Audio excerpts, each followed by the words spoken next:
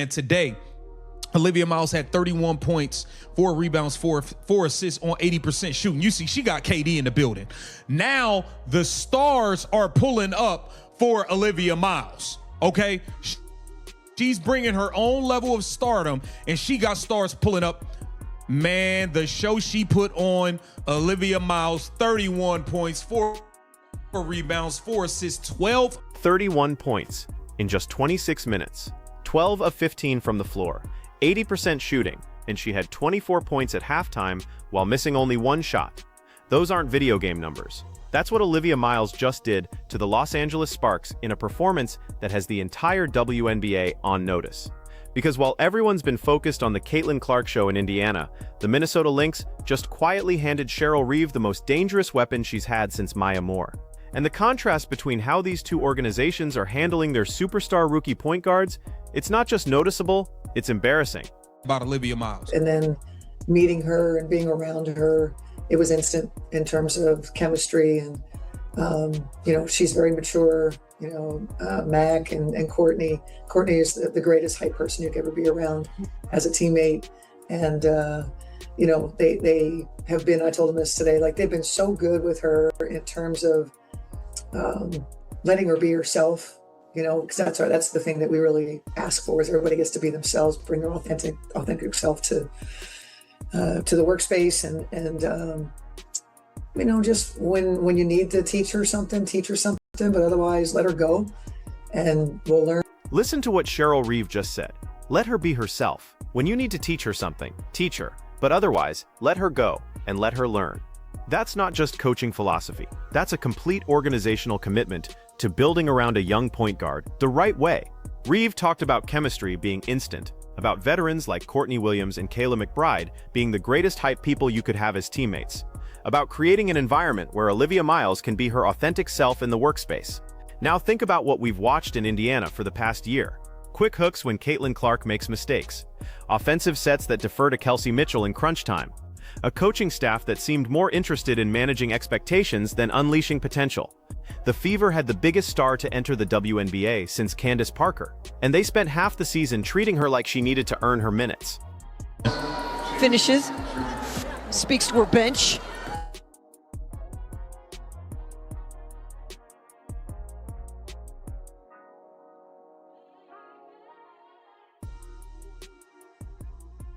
Just catch and shoot from the corner, knock down, splash. Olivia Miles is a problem, guys. I just got to keep it real. She finishes with both hands. She got wiggle like a guy. Like, she's just nice, man.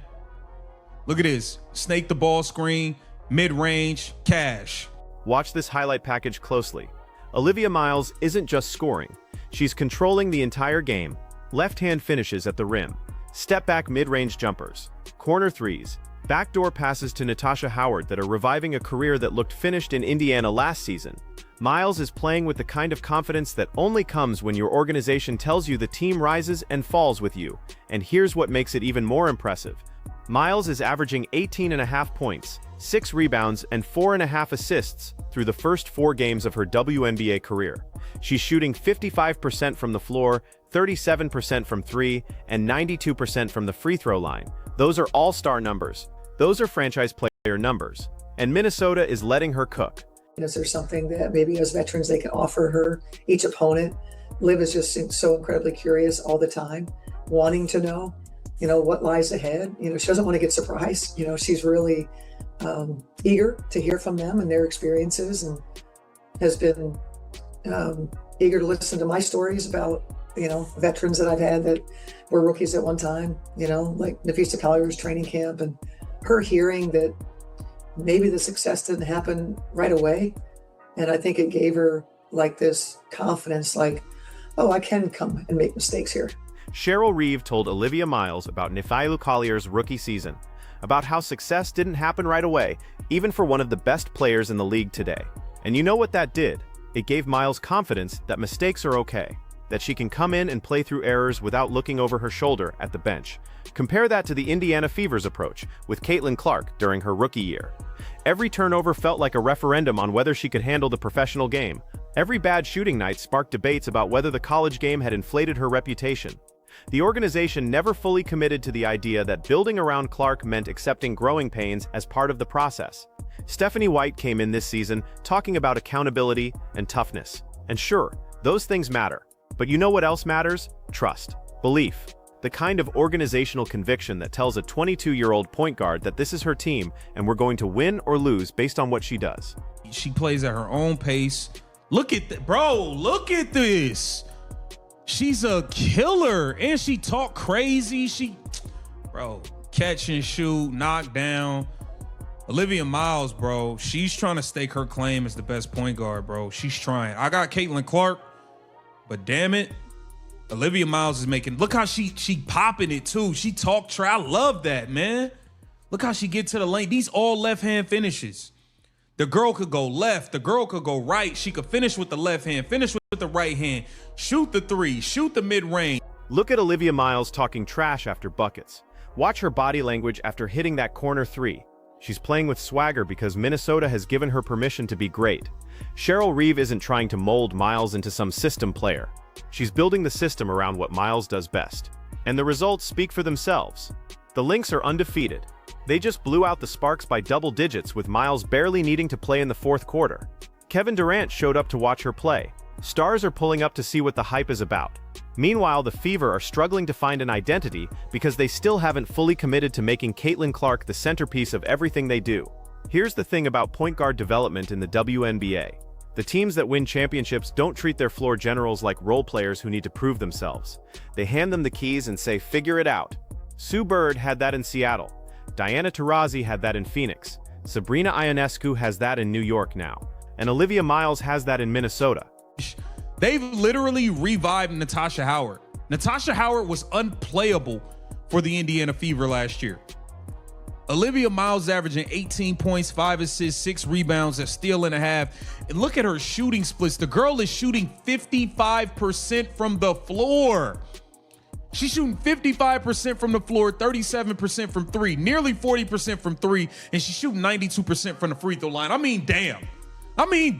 The girl is balling, man. We just got to keep it real. 31 points on 15 shots.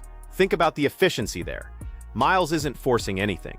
She's not hunting her own offense at the expense of the team. She's playing within the flow of what Minnesota wants to do, and the Lynx have designed their entire offense to maximize what she brings to the table. Natasha Howard is the perfect example. Last year in Indiana, Howard was unplayable. She couldn't find a rhythm, she looked washed. The Fever barely used her. Now she's in Minnesota catching lobs from Olivia Miles and looking like the player who made all WNBA teams earlier in her career. That's not a coincidence. That's what happens when you have a point guard who makes everyone around her better, and a coaching staff that knows how to utilize those skills. Miles averaged those 18.5 points while also distributing to her teammates and crashing the boards. She's not a one-dimensional scorer. She's a complete floor general who can beat you in multiple ways. And Minnesota is leaning into all of it. Yeah, but her hearing that maybe the success didn't happen right away, and I think it gave her like this confidence, like, oh, I can come and make mistakes here. Cheryl Reeve said that Olivia Miles is incredibly curious, that she wants to know what lies ahead so she doesn't get surprised, that she's eager to hear from veterans about their experiences, and Reeve has been sharing stories about former rookies who became stars, giving Miles the confidence that mistakes are part of the process. That's coaching. That's leadership. That's how you develop a franchise player. You don't just throw them into the fire and hope they figure it out. You give them context. You give them perspective. You create an environment where they feel supported even when things go wrong. Now think about Caitlin Clark's rookie season. The constant criticism, the narratives about whether she was overrated, the debates about whether her game would translate. Some of that was inevitable given the hype, but a lot of it was amplified by an organization that never seemed fully committed to building around her as the foundational piece. It's like, look at her move, all left hand. She's just going left every play, and she's right-handed. She's destroying them. Good pass, Kayla McBride, Cash. Look at this. Handle her, big body, you too small, and she talking it. Yeah. She put on a show tonight in Los Angeles, man. Watch Olivia Miles celebrate after that mid-range jumper. She's talking trash. She's pointing at defenders. She's playing with the kind of edge that separates good players from great ones. And Minnesota is encouraging that. They want her to have that competitive fire. They want her to impose her will on games. Cheryl Reeve has won 4 WNBA championships. She knows what it takes to build a winner.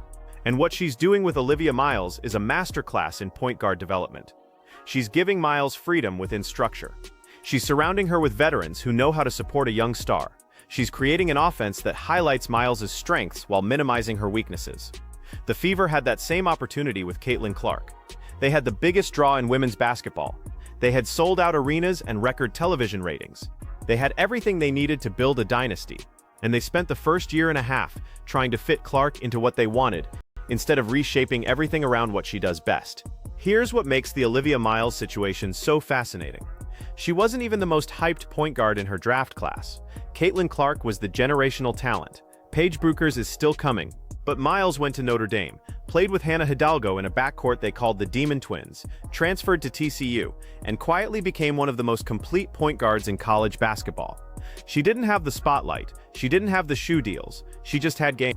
And Minnesota recognized that. They saw a player who could run an offense, score at all 3 levels, defend multiple positions, and make everyone around her better. So they drafted her and immediately handed her the starting point guard job. No veterans in the way. No easing her into the rotation, just trust.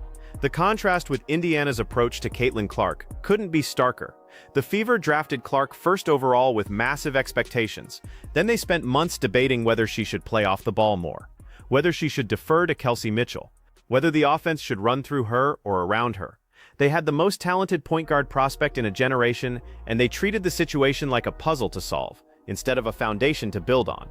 Cheryl Reeve didn't make that mistake. She looked at Olivia Miles and said, "This is our point guard. This is our offense.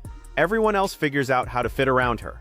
And 4 games into the season, the Lynx are undefeated, and Miles is averaging near all-star numbers while playing fewer than 30 minutes a game. Think about what happens when Miles starts playing 35 minutes in close games. Think about what those numbers look like in the playoffs when the intensity ramps up. Minnesota has something special here, and they know it. The Indiana Fever should be watching all of this and asking themselves some hard questions, because they had the same opportunity.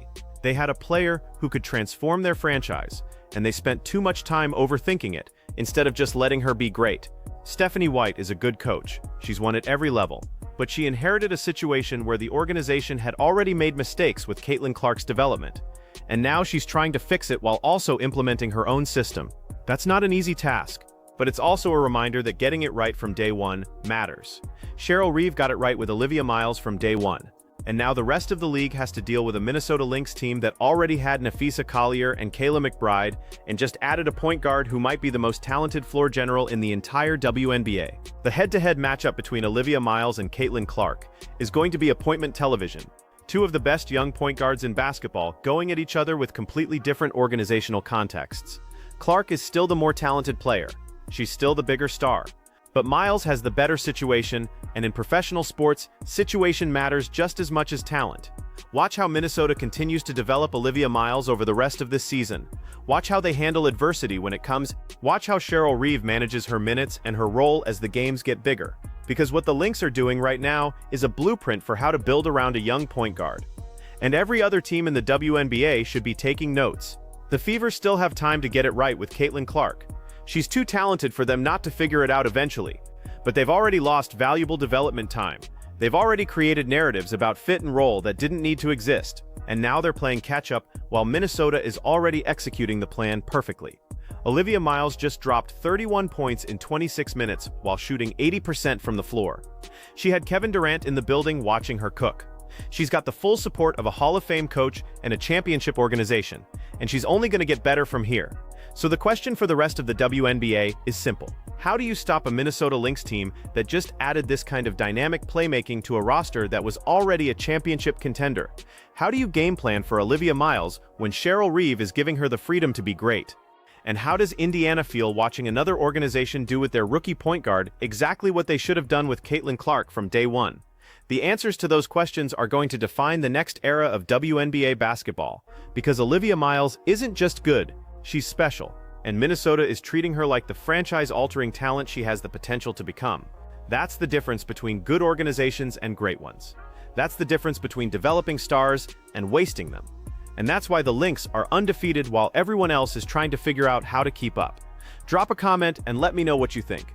Is Olivia Miles really putting pressure on Caitlin Clark for best point guard in the league? Did Minnesota just pull off the draft steal of the decade? And what does Indiana need to do differently to maximize what they have with Clark? Because this comparison isn't going away. If anything, it's just getting started.